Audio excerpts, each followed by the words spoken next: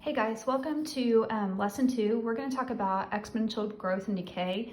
And there's actually a lot of talk about exponential growth right now because if you get on the CDC's website, the coronavirus makes a beautiful exponential growth curve. So if we want to call that beautiful, I think it's yucky. But diseases grow exponentially, viruses grow exponentially, and they keep track of that. So if you are into that kind of stuff, I recommend going to their website. It's very interesting. But I'm going to just kind of give you the basics of exponential growth and decay. So the basic function is y equals a times b to the x power. This is actually going to be your y-intercept for these basic functions, and this is your growth factor.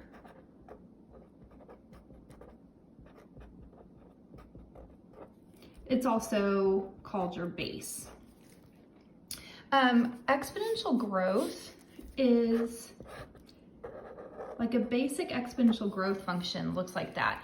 So as it gets, it starts out and it takes a while to start gaining like momentum, but then when it gains momentum, it gains it super fast. And so that's why this virus is spreading because, think about this. Let's pretend, I'm not saying it did, but let's pretend like it started with one person and then they infected another person. So that's 2. And then each of them infected a person, that's 4. And if each of them infected a person, that is 8, sorry, skipped 1, 16, 32, 64. So you can tell it gets super big, super fast. So if we were plotting that, it would, we have like 1, 2, 4, but then it goes 8, 13, or 8, 30, 16, 32. It just gets really big, really fast. So that's where that curve is coming from. Exponential decay looks like that. And that is probably how quickly my stocks are falling right now. Okay, so B is going to determine whether it's going to be growth or decay. B is always going to be greater than 0.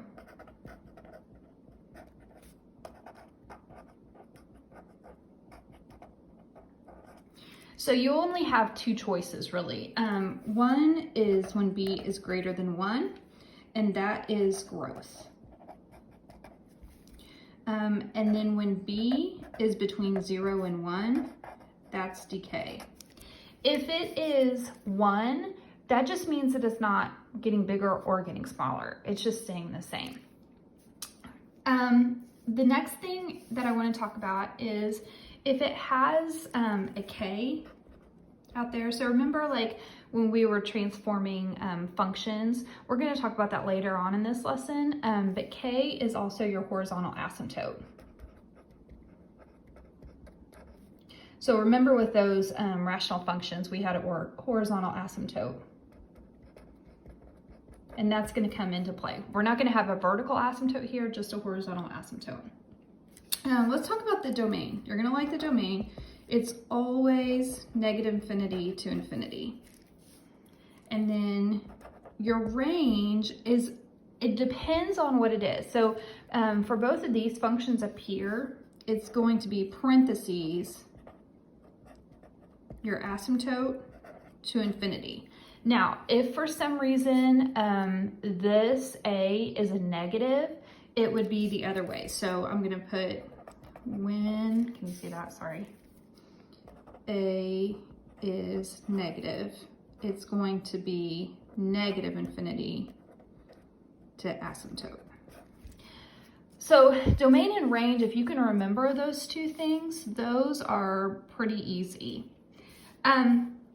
Okay, so let's go ahead and get into graphing. So really think back to positive and negative exponents. So we're going to kind of go slow here to help you process all of that. So remember, if I stick in a 0 here, anything to the 0 power is 1. So 3 to the 0 power is 1. So a lot of times when we plug these in, that's what we're gonna get when we start off, is 1. Okay, so let's go to 3 to the first power. That's 3. 3 to the second power is 9. So let's go negative. So remember, 3 to the negative 1 power, it's not happy, so it's 1 over 3, or 1/3. Let's do another one. 3 to the negative 2 power, that's 1 over 3 squared, which is 1/9. So you can see that as these get really big really fast, they also get really small pretty quickly too. But notice this can be like 1 over 1 trillion, and it's never gonna reach 0. It'll get really, really, really close to 0, but it'll never reach 0. So let's go ahead and graph this. I don't know why my printer, when I printed this out, it didn't print the coordinate points, but that's okay. We'll make it work. So I have, can you guys see this? 0, 1, 1, 3, 2, 9. And then let's go the other way. So I have negative 1, 1/3, and negative 2, 1/9. Okay, now I am not going to know what 1/3 and 1/9 is. It's just getting really close to 0. So you're gonna see a pattern. A lot of these will do the same thing. And so I kind of like went up a little bit. This is always gonna get super close to your asymptote. So if you'll notice, the asymptote right here is y equals 0. Let's see, did we get everything? I think we did. So let's talk about the Y-intercept. So that's this guy right there. So 0, 1.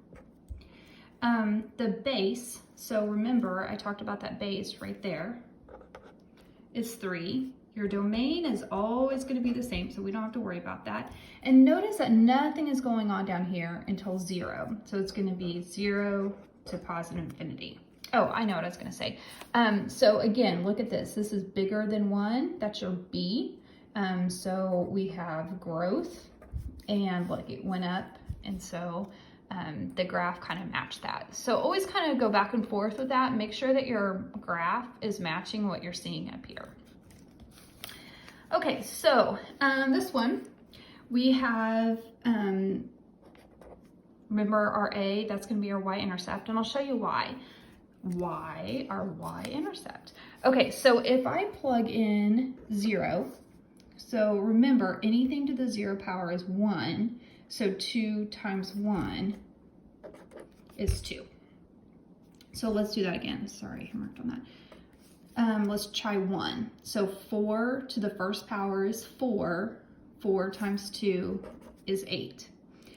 I'm not even going to do 2 because that's 16. 16 times 2 is 32. That's way too big. So let's go the other way. Let's see what happens. So negative 1.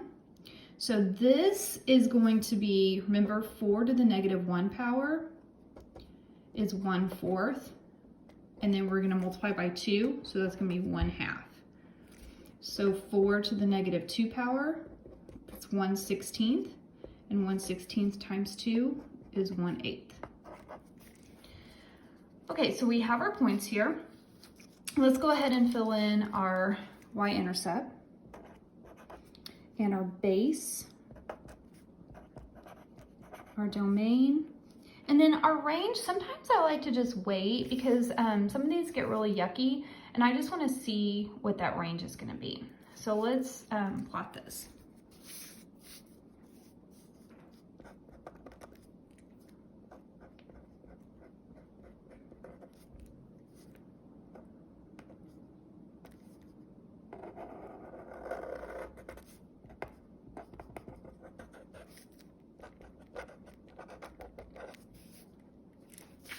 Okay, so I plotted the points, and our horizontal asymptote is at y equals 0, just like the others. And so you can see that this is also growth because of what I see, and from that 4 there. And so our range is going to be 0 to infinity. We're going to continue going in the next video.